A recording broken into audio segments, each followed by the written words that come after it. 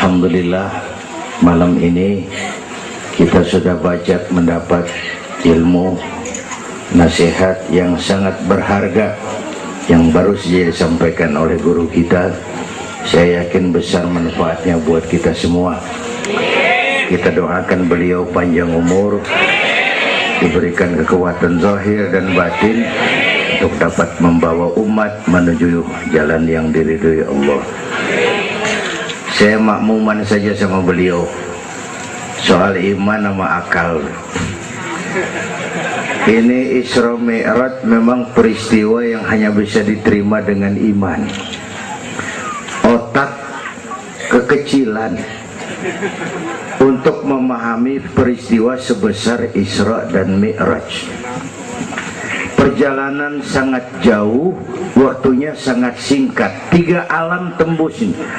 Haram Aqsa itu namanya alam nasut, alam fisika, alam indrawi, itu bisa kita jangkau. Aqsa sampai langit ke-7 namanya alam malakut, alamnya malaikat, manusia nggak nembus. Langit ke-7 sampai aras lewat Sidratil Muntaha, Mustawa dan seterusnya, itu alam malak, alam lahud, alam ketuhanan. Malaikat juga nggak nempel ke sana tuh. Makanya di riwayat Isra Mi'raj pan malaikat Jibril nemenin sampai batas langit ke-7. Nyampe situ ke malaikat Jibril hand up. Nyampe sini aja Muhammad. Jangan begitu Jibril, kan kita bareng dari Mekah ini. Kalau cara kita deh, bahasa Petamburan. Jangan begitu Jibril, bareng terus. Udah bukan alamnya Muhammad. Kalau gua terusin angus gua nih. Nggak sanggup sampai sini saja. 3 dimensi alam ditembus, waktunya sepertiga malam. Menurut otak nggak mungkin, menurut kebiasaan mana bisa, menurut iman ini maunya Allah. Kalau Allah yang mau, apa yang nggak mungkin? Ada anak kecil pasti ada emaknya, pasti ada bapaknya nih. Ya, ini mah hukum otak. Emak bapak namanya sebab, anak namanya akibat. Ada emak, ada bapak, maka ada anak, kan begitu? Itu mah akal. Kalau iman mah nggak begitu. Tuh Nabi Adam emak kagak, bapak kagak. Allah mau lah jadi itu. Nabi Isa emak ada, bapak kagak ada. Allah mau jadi. Otak kudu tahu diri. Bagaimana proses terjadinya Adam menurut antropologi budaya? Buntu. Kok Siti Maryam bisa hamil padahal dia nggak punya suami? Allah yang mau. Maryam mah perempuan suci. Sayang sekarang banyak juga perempuan gak mau kalah sama Siti Maryam. Bayuran di kebayuran, Tamburan mah insya Allah sama. Bayuran.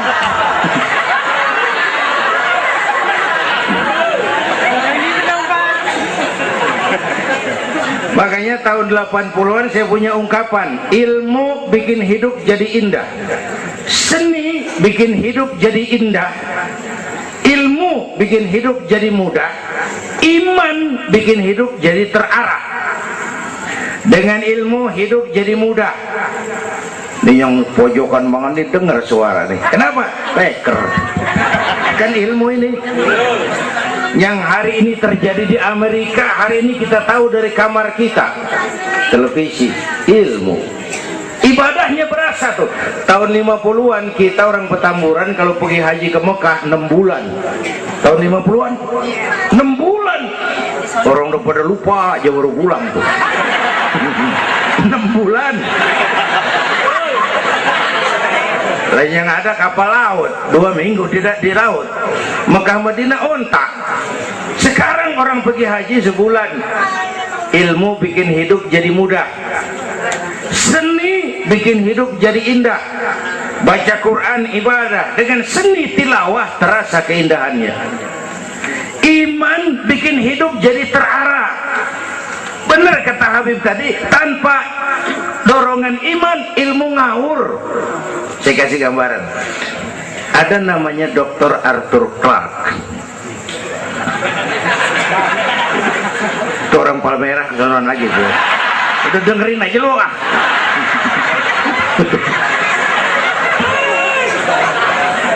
Dia bilang begini, nanti tahun 2010 manusia udah nggak tapi perlu sama guru, sebab tahun itu sudah ditemukan mechanical educator, mesin yang bisa ngajar. Pada tahun itu ustadz bakal pada bangkrut. Tahun 2020 manusia mendekati kecepatan cahaya 18 juta kilometer per menit. Tahun 2030 manusia melakukan antar penerbangan antar planet, interstellar flight. Tahun 2040 manusia bisa terbang dari Mars ke Jupiter dan seterusnya. Puncak kemajuan ilmu tahun 2100 manusia nggak perlu mati. Ditemukan human immortality, kekekalan manusia. Para dokter sudah sedemikian jeniusnya sehingga ditemukan sejenis pil anti malaikal maut. Kira-kira sampai sini kelihatan, kalla innal insana la yatgha ar-ra'ahus. Manusia sering lupa diri kalau merasa mapan, lupa akan keterbatasan dan kemampuannya. Karena itu sangat penting apa yang disampaikan Habib tadi. Iman dulu, akal baru mikirin. Kalau kita jalan malam lampu mati, bawa baterai kan, baterai dulu nyorot apa kaki dulu ngelangkah? Baterai dulu nyorot baru kaki ngelangkah. Jangan udah ngelangkah baru nyorot, begitu terang udah meledak.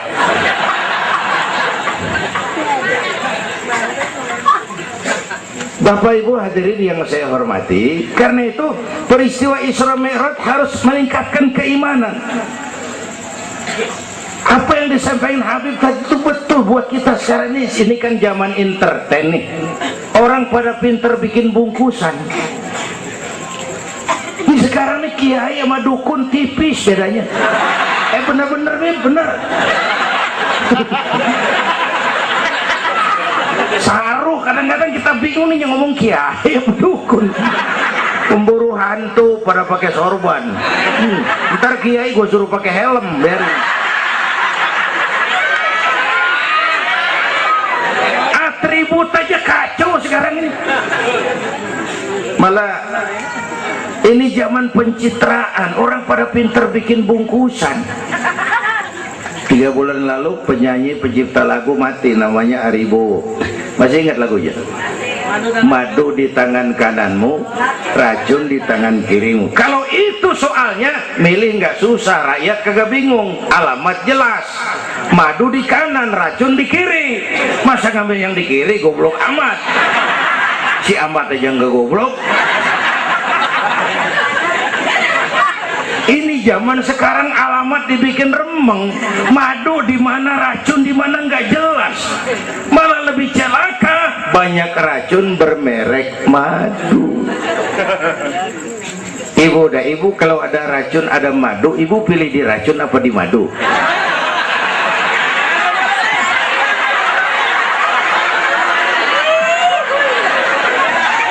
Dua-duanya racun gitu.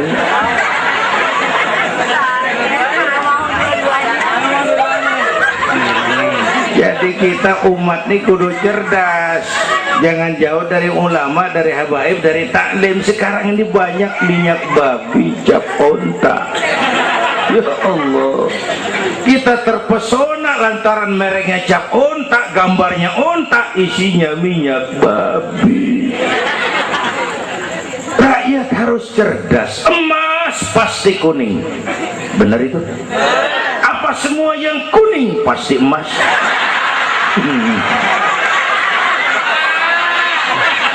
Belum tentu, dikali banyak banget.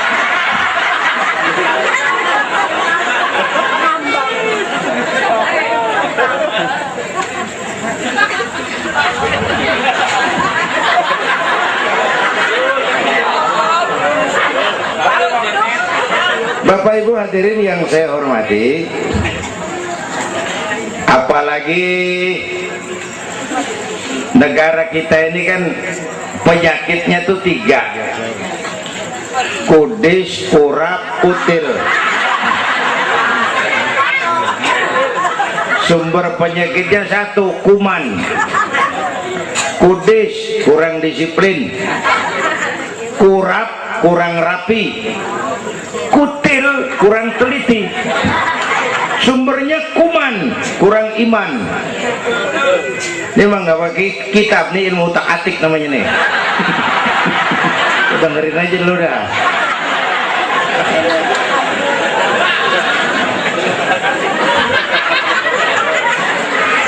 Yang pertama kudis, kurang disiplin. Ini bangsa disiplinnya rendah benar. Padahal Indonesia merdeka ini kan dengan keringat, air mata, darah dan nyawa.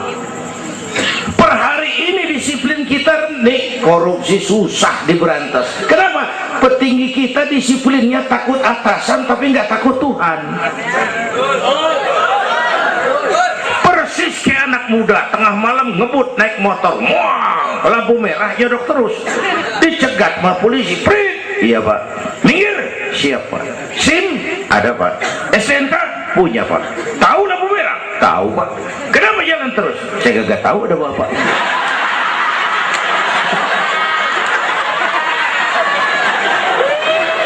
Enteng banget nyautnya kayak orang kagak salah. Tuh disiplin kalau ditongkrongin doang. Semua syariat yang disampaikan Habib tadi muaranya disiplin kok. Syahadat apa? Disiplin akidah.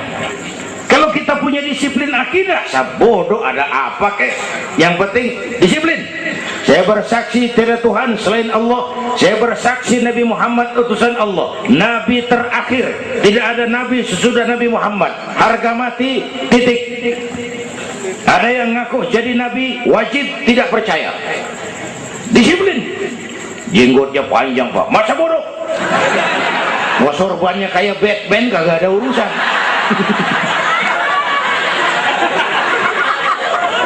Disiplin.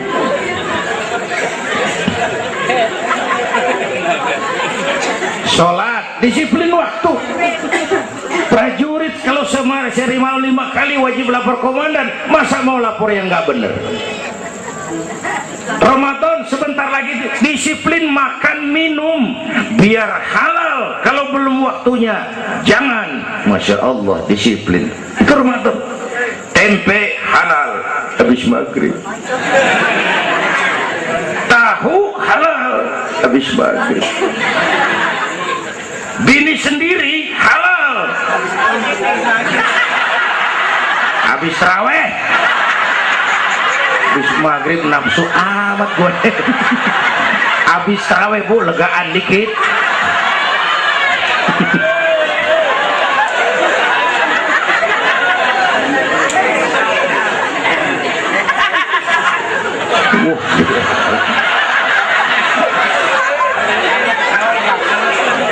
Dulu pertama perintah puasa turun, sahabat nyangka siang malam nggak boleh bergaul sama bini. Ada yang nyerempet-nyerempet. Asal zohor kumpul di Masjid Madinah pada kongkok tuh. Yang atuh ngomong lain, malam gua nggak tahan lu. Terus kejadian sama bini gua. Yang pojokan nyaut, gua juga. Nah, banyak rupanya.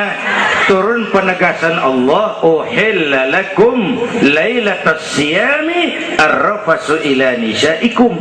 Dihalalkan bagi kamu pada malam puasa bergaul dengan istrimu. Kenapa? Allah tahu kebutuhan kamu. Yang nggak boleh cuman siang, malam boleh. Kalau siang kagak boleh, malam kagak boleh. Sebulan suntuk, apa nggak rontok rambut? Kira-kira.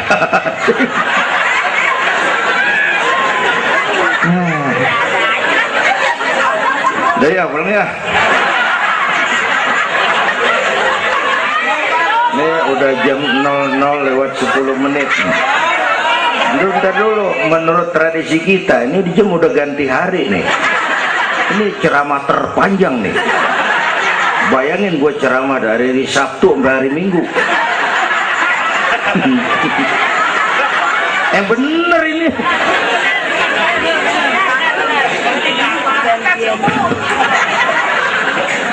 Kudis kurang disiplin.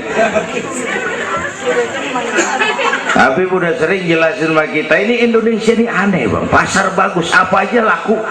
Coba lihat Indonesia, asal ada nabi baru tuh ada aja yang ikut, heran banget itu.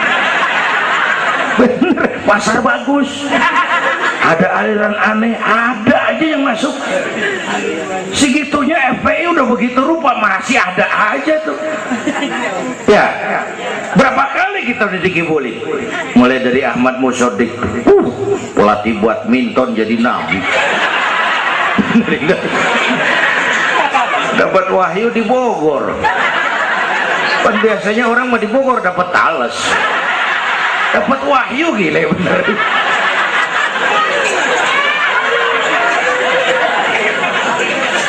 Habis itu Bandung Rancaikek, namanya Sayuti, Kang Cukur ngaku dapat wahyu jadi nabi, lagi ditangkap 2 polisi 2 tahun dihukum. Habis itu Jakarta tuh Lia Edan dihukum 2 tahun sama polisi, dia tangkap, udah bebas 3 bulan lalu. Ngaku Jibril ditangkap sama polisi. Polisi kita jangan teroris, Jibril ditangkap.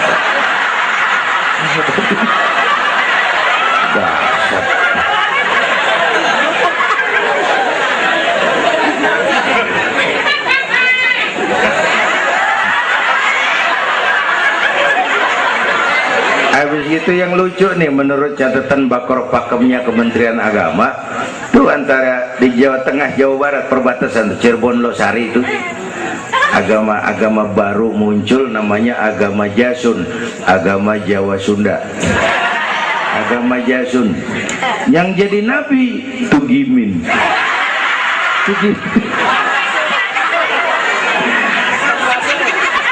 Saya bilang ini mah jangan jadi nabi, kayak jadi kiai juga orang tapi serem rumahnya ini. Al Mukarram wal Muhtaram Bapak Kiai Tugimin, kurang tapi enak rasanya. Yang ribet selawat ya bang, kalau kita kan resep. Ya Habibi ya Muhammad, asyik kita resep dulu. Coba ganti yang tadi, kagak enak banget udah. Ya Habibi ya Tugimin, kagak resep.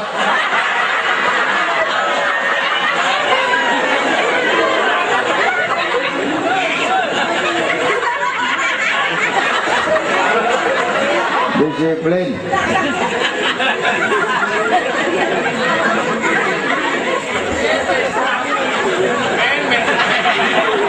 Makanya tempo hari tuh di TV One saya bilang gini, hidup mah sebenarnya yang paling tenang tuh hidup model tukang parkir.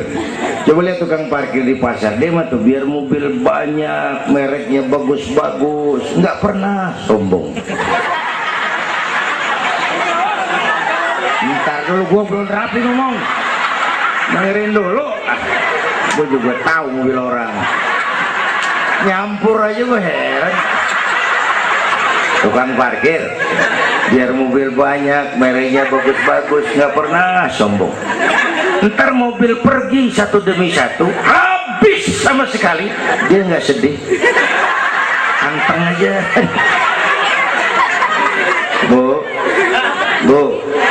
nyengir tapi mikir. Saya bukan lagi ngebadut, ini ada muatannya nih ceritanya. Tasawuf.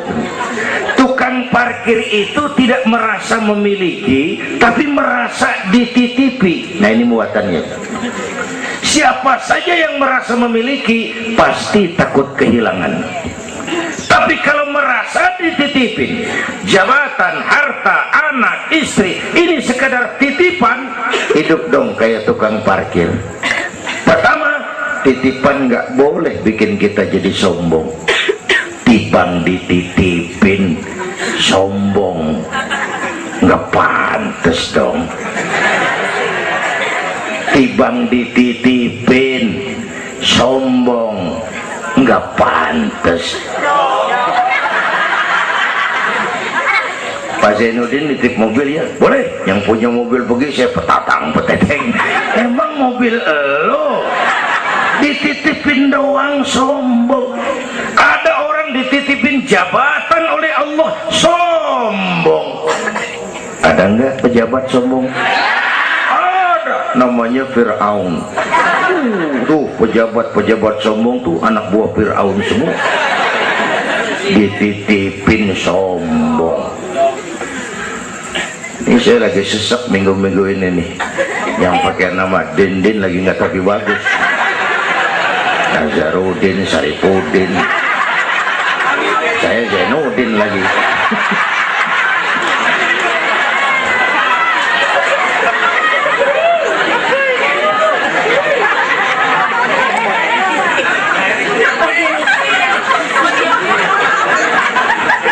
Titipan nggak boleh bikin kita jadi sombong, ya Bu ya.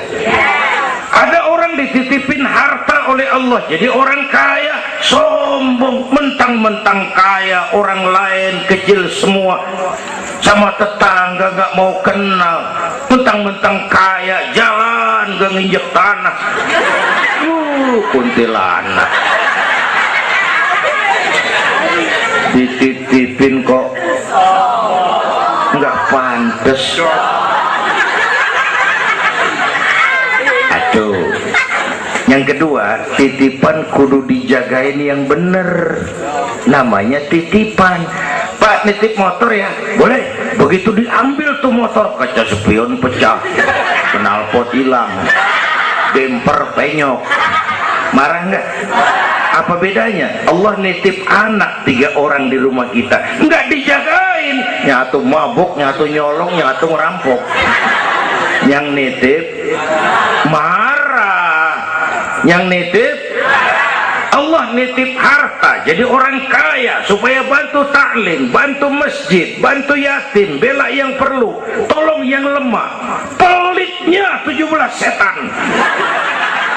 Yang nitip yang makro, Allah titip Indonesia. Hai rakyat, ini Indonesia aku titip, kata Allah. Ini negara besar dan kaya, ditebus dengan keringat, air mata, darah dan nyawa. Aku titip besar dan kaya. Pulaunya saja 17.508 pulau. Itu belum termasuk Pulau Gadung dan Pulau Gebang. Tambah 2 kali.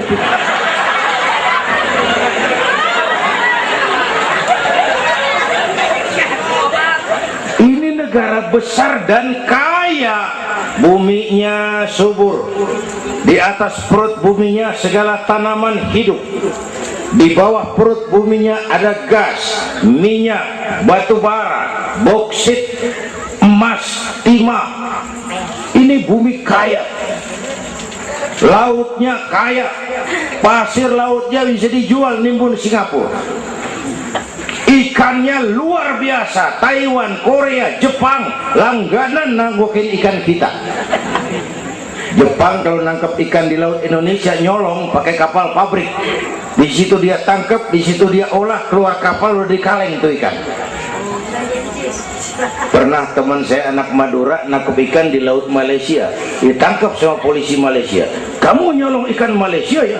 Dia bilang, tidak Pak, saya nangkep ikan Sumenep yang lari kemari. Pakai merek rupanya tuh ikan.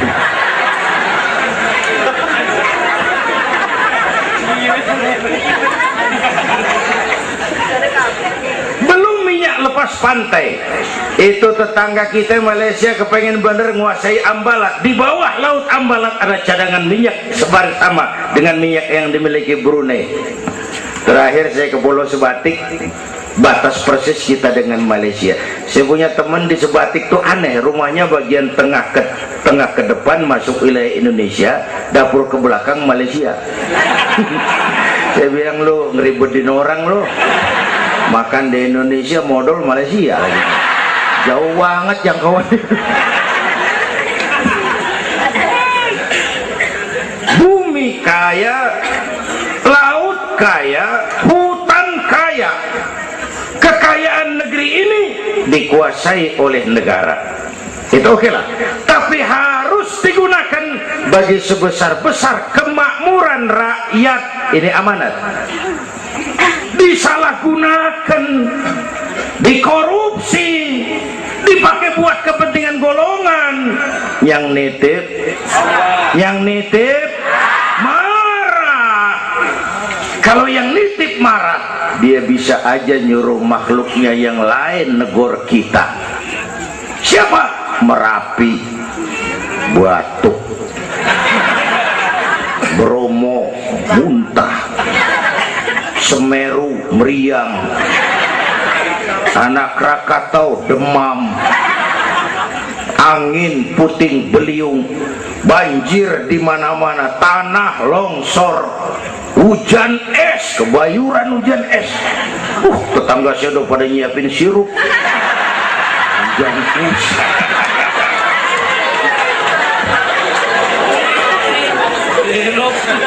Angin makhluk, air makhluk, gunung makhluk. Nggak mungkin makhluk bergerak sendiri. Ya, ada yang nyuruh. Tuh Merapi tuh demo supaya kita sadar. Kalau kita rakyat demo, Satpol PP turun. Kalau Merapi demo, siapa yang mau turun ngademin? Mbah Marijan tewas. Mbah Marijan udah kumpul sama Mbah Surip. Nah, di alam kubur udah pada rapat, saya denger. Kata Mbah Surip, tenang aja Mbah Marijan, tak gendong gitu. Aman, dia udah beres sudah.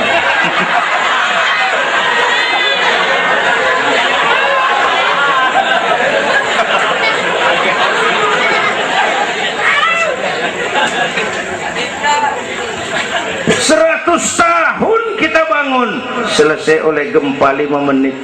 Jepang, negara maju, dihantam gempa, jompo 9,2 Richter. Belum selesai tsunami, gelombang 10 meter naik ke darat. Belum selesai bocornya reaktor nuklir, terutama yang di Daiichi dan Fukushima. Fukushima tahu ibu? Palmerah ke kanan.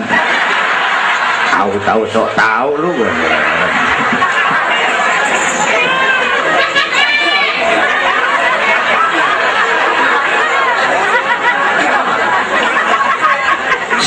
Kita perlu Allah, kita perlu pantas. Saya mau flashback. Orang yang paling baik hatinya Rasulullah, orang yang sempurna akhlaknya Rasulullah, orang yang dosanya sudah dapat jaminan ampun Rasulullah. Tapi Rasulullah kalau sholat malam kakinya bengkak karena rajin sujud. Saya perlu Allah, saya perlu. Dosa sudah diampuni, hati bersih, akhlak paling baik, sholat malam kakinya bengkak karena rajin sujud. Saya tahu di Petamburan juga banyak yang kakinya bengkak. Asam urat. Ya masing-masing lah urusan ini.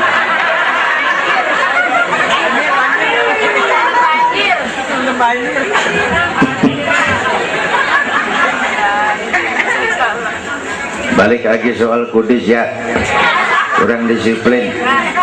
Yang kedua kurang rapi. Dan negara kita boro-boro mau reformasi birokrasi, yang ada malah birokrasi makin gak keruan. Ini pemerintah sekarang hobinya kalau muncul masalah bukan diselesain, bikin tim. Muncul masalah bikin tim, muncul masalah bikin tim, masalah kagak rapi, tim makin banyak.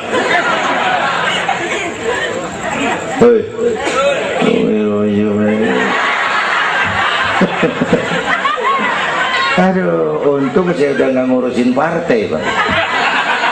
Saya udah mundur 3 tahun yang lalu. Dulu saya mimpin partai, ikut pemilu dulu, zaman jahiliyah. Dulu. Lalu sebagai umat kita kadang-kadang kita juga lemah. Kita bisa bangun masjid, menata masjid. Maaf, sering kalah sama gereja. Gereja tetangga saya Melawai itu kegiatannya daily. Rebo kebaktian remaja, Sabtu kebaktian umum, ibu-ibu, Minggu pelayanan umum, Senin Selasa ada lagi. hampir tiap hari kegiatan. Sementara banyak masjid di kampung saya Jumat jam 10 buka, Jumat jam 2 tutup, buka lagi Jumat depan. How to manage? Kita bisa bangun rumah sakit Islam, bersaing kalah sama Omni. Berapa banyak rumah sakit Islam akhirnya jadi rumah Islam sakit.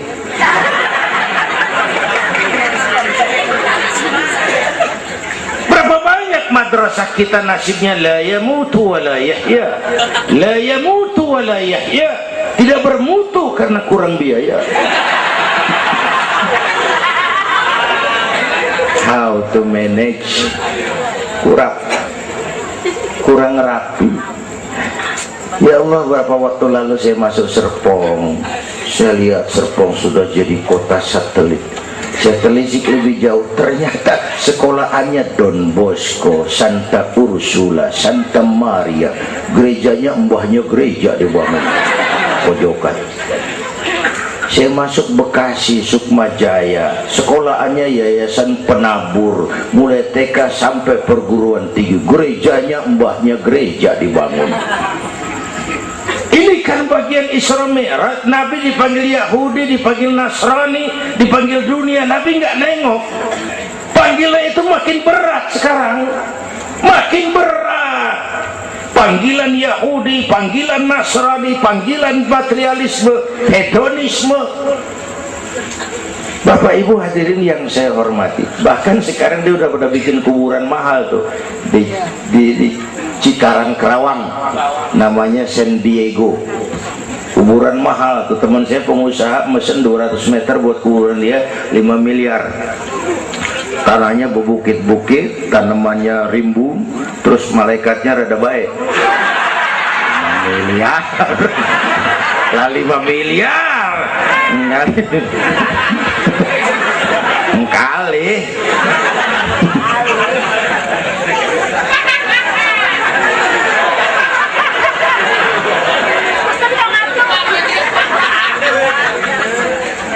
Yang ketiga kutil, kurang teliti. Di masyarakat kita sekarang masyarakat mall, cepet heran, gampang kagum. Lihat tuh ibu-ibu, asal ada mall baru, rame-rame aja pergi. Belah sana buka, pindah ke sono, kagak belanja. Numpang heran doang. Ke sono heran, kemari kagum, ke sono wah, kemari wah. Belanja kagak. Lu ngaku lu. Ini masyarakat mall, cepet heran, gampang kagum. Nah, pakai cerita aja dah buat memudahkan nangkep secara utuhnya gini. Satu hari terjadi tabrakan di jalan, kenceng bener. Wah, korban jatuh belepotan darah, dikerubungin orang banyak. Datang wartawan mengambil gambar dari dekat, susah, orang banyak banget pada ngerubung, nyari akal di wartawan. Tolong, saya dikasih jalan ke dekat korban. Orang nengok, saudara siapa? Saya bapaknya korban, katanya. Dia ngaku bapaknya korban, ya orang minggir kan. Minggir, ada bapaknya korban ini. Orang pada minggir semua, dia maju ke depan. Nyampe di depan korban, pucat maka mukanya tuh wartawan, pucat. Kenapa? Yang ketabrak anak monyet.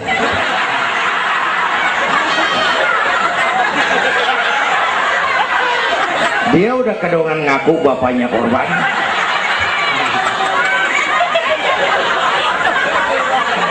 Ini cerita pendek tapi muatannya lumayan.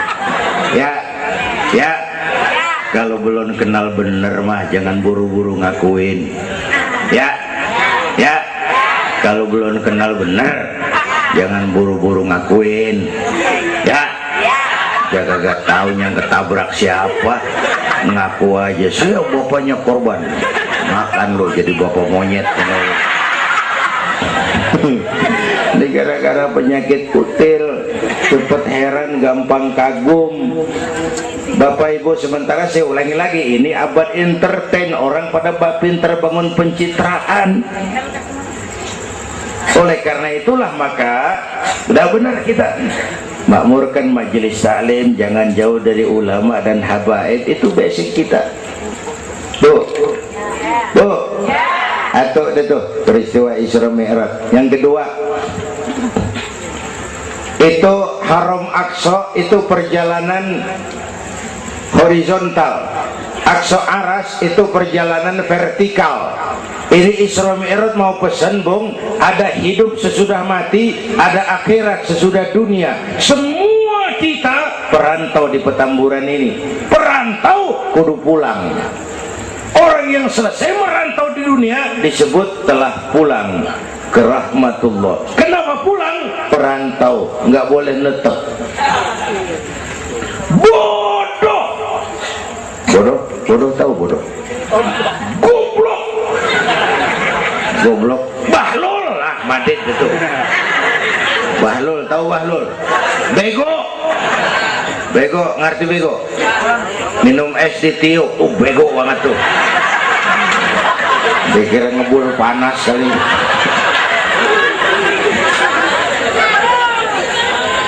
Bodoh kalau ada perantau, tahu perantau, tapi nggak pernah mikirin pulang. Nih, ibu-ibu nih, bakal mati nih. Mati.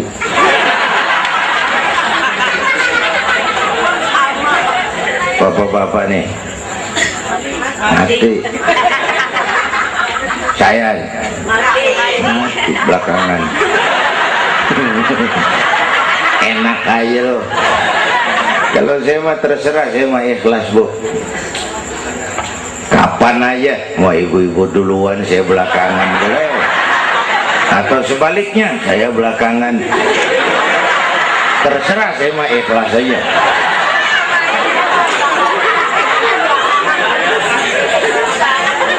Saya masih muda, Pak, nggak urus. Maut mengacak. Kadang-kadang engkongnya seger banget, cucunya mati. Ya, ngacak dia mah nggak pakai abjad. Kalau nggak pakai abjad enak nungguinnya. Tahun ini A mati, tahun depan B, lalu C, terus D, saya Z. Repot, gue nggak ada yang ngurusin. Orang udah habis.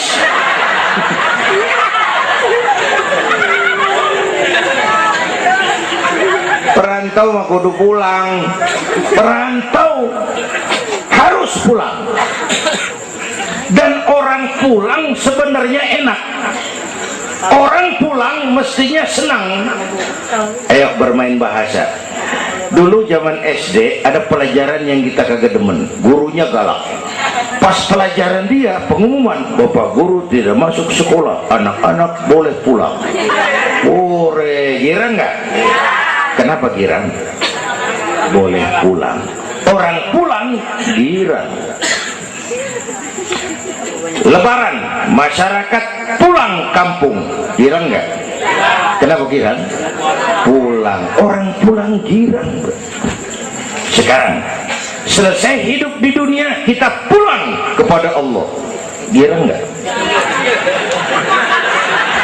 Ragu-ragu. Mau bilang girang, takut besok gitu loh.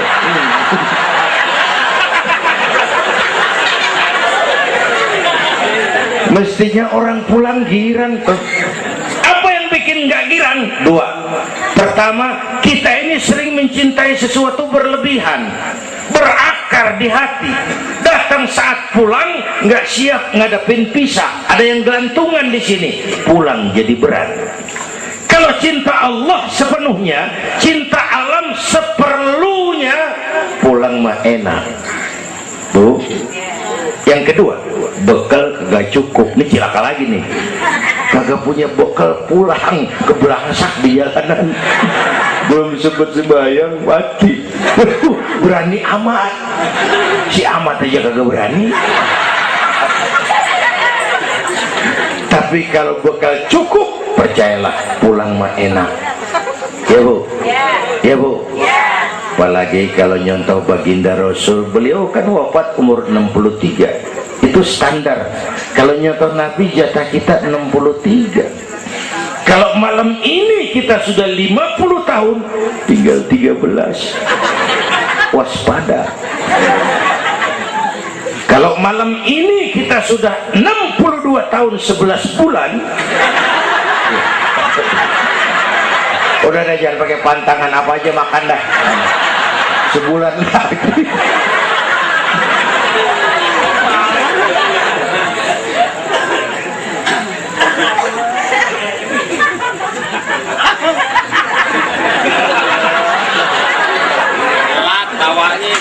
Tapi pulang itu pasti. Tuh. Yang kedua, yang terakhir, sebagaimana disampaikan Habib tadi, kristalisasi. Dengan Isra Mi'raj kelihatan mana loyang mana emas. Yang beriman makin mantap, golongan Sayyidina Abu Bakar Siddiq. Yang ragu-ragu kafir lagi. Yang kafir makin kurang ajar, golongan Abu Jahal, Abu Lahab, Abu Sufyan, dan semua Abu lain kumpul.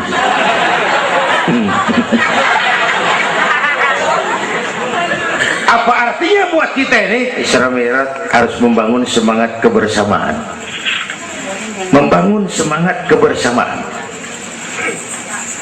Terjadi kristalisasi umat.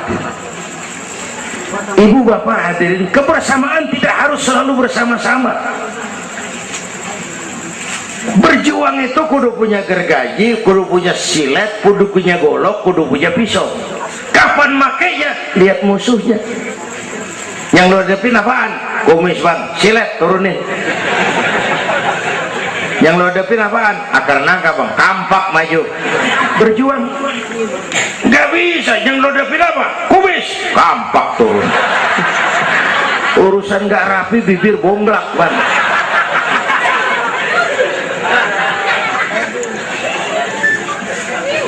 Membangun semangat kebersamaan walaupun tidak harus selalu bersama-sama, walaupun tidak harus selalu bersama-sama.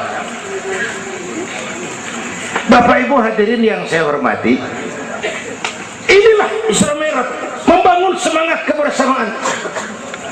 Betapa dan siapapun kita, kita perlu yang lain. Songong orang kalau berasa hebat sendirian. Saya bisa ceramah begini kan gara-gara ada yang dengerin ini. Ibu bapak tenang, ada kearifan, ada yang didengerin. Kita saling perlu nih. Biar hebat saya pidato di sini 2 jam menggelegar, berkobar. Yang dengerin kagak ada. Paling kata Hansip dari Jawa terus udah lama begitu ya.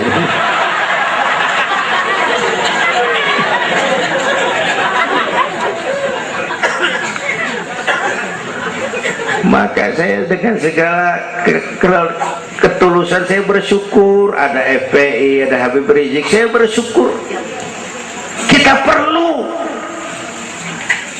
semua berjuang. Nabi aja punya macam-macam kok. Nabi punya Abu Bakar Siddiq, sahabat merangkap mertua, orang tua bijaksana, tepat Nabi tukar pikiran. Kampung tuh anget kalau ada yang dituain, ada Abu Bakarnya tuh kampung. Yang mana Abu Bakar? Nabi punya Umar bin Khattab, imam tapi jenderal, jenderal tapi imam, gagah, berani untuk Islam. Kita perlu punya Umar. Nabi punya Utsman bin Affan, ini yang rada susah nyarinya nih. Pengusaha tapi santri, penyandang dana. Kita perlu bangun masjid tuh nggak cukup pakai takbir. Allahu Akbar, kubah turun. Lu kudu beli semen, beli pasir, kudu ngecor, kudu ada Utsmannya. Ini muludan Isra Mi'raj begini nih, meriah begini kan kudu ada Utsmannya nih. Ada penyandang dana. Ya, semua berjuang, semua bergerak, arahnya sama. Pengajian yang mingguan tuh maju kalau ada penyandang dana punya Utsman. Ngarapin jamaah mah repot dah. Yang ngaji 3 bojokan, yang satu uap, yang satu kempet, yang satu pules. Ustadz pegel. Lagian nih maaf, kita lebih suka ngargain burung beo daripada ustadz yang ngajarin kita di pengajian. Burung beo mah bisa ngomong dikit banget, assalamualaikum, assalamualaikum. Beo ngerti kagak, fasih kagak, assalamualaikum, assalamualaikum. Beo tuh, assalamualaikum, assalamualaikum. 1 juta. Beo Assalamualaikum, assalamualaikum. Sejuta beo, juta. Ustadz yang ngajar kita di pengajian, assalamualaikumnya cakep banget, nerangin kitab selembar beniran mulut, pulang 16.000. Lah udah gitu sendalnya hilang lagi, bangpak bener.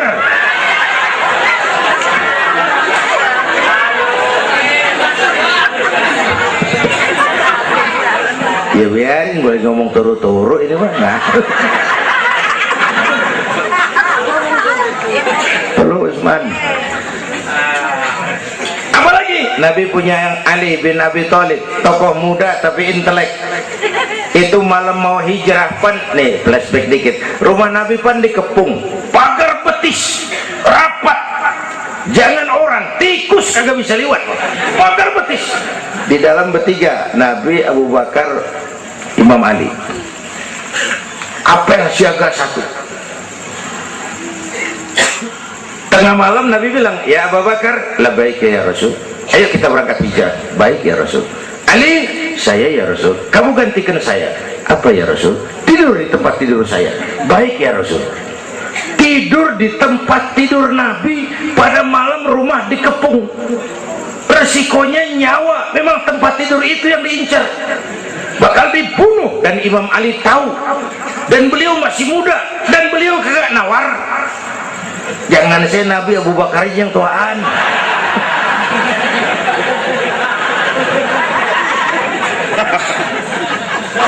Baik ya Rasul, saya akan gantikan tuan. Nyawa taruhannya kita perluin. Yang kelima, Nabi punya Khadijah binti Khuwailid, perempuan pertama yang beriman. Orang lain belum iman, beliau iman. Orang lain musuh Nabi, beliau korbankan hartanya bantu Nabi. Islam akan jaya kalau muncul Khadijah baru. Bapak-bapak nih ntar pulang dari sini boleh udah musyawarah sama bininya. Malu, bang, tadi lu denger Kiai ngomong apa? Apa? Ya gue mau nyari Khadijah ini bagaimana? Umpamanya ini, umpamanya. Ini bukan ngasih tahu bang, ngajarin ini mah. Dan memang ibu mestinya lebih terima kasih sama Rasulullah. Dunia 14 abad yang lalu kita baca tuh petanya tuh, Eropa masih biadab, Afrika belum ditemukan orang, Amerika belum diinjak Christopher Columbus, Asia sangat terbelakang, perempuan menyedihkan, dilahirkan hanya untuk melahirkan, pemuas nafsu, harganya murah. Nih sebelum Rasulullah datang nih murah nih. Sebelum Rasulullah datang murah.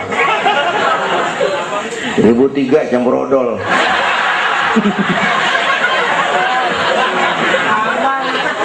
Buka peta dunia, raja-raja di Indonesia sebelum kenal Islam senanya biar selir 30, 60 nih diketengin nih.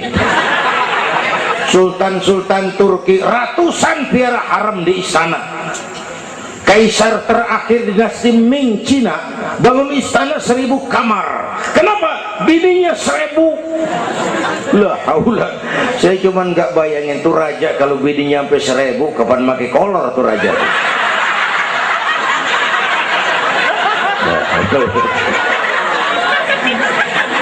Pikirin, jangan dibayangin.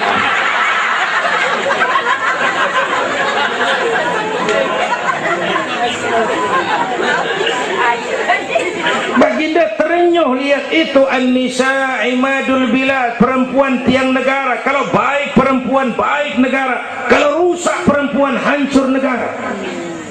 Itu sebabnya waktu ditanya, ya Rasul, siapa yang paling harus saya taati di dunia? Ibumu. Bapak Ibu hadirin yang saya hormati, inilah event Isra Mi'raj untuk membangun semangat kebersamaan, walaupun tidak harus selalu bersama-sama. Walaupun tidak harus selalu bersama-sama. Saya ingat almarhum Panglima Besar Sudirman pernah mesen tentara begini dulu, kamu hanya menang kalau kamu kuat, kamu hanya kuat kalau kamu bersatu, kamu hanya bisa bersatu kalau kamu hidupkan silaturahmi. Tidak ada kemenangan tanpa kekuatan. Tidak mungkin terbangun kekuatan tanpa kesatuan dan persatuan.